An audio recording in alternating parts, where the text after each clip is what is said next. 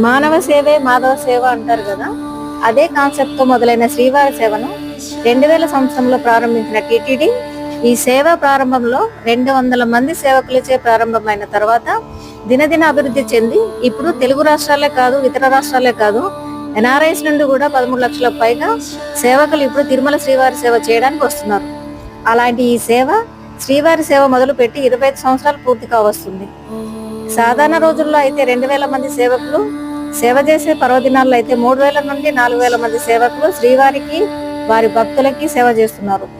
అప్రతిహతంగా కొనసాగుతూనే ఉంది ఈ సేవ. ఇంకా సేవ చేయాలని ఉన్నా రానివారు చాలా భక్తులే ఉన్నారు. గోవిందునికి సేవ చేసే భాగ్యం కోసం 1000 కళ్ళతో ఎదురు చూసే వారు కూడా ఉన్నారు.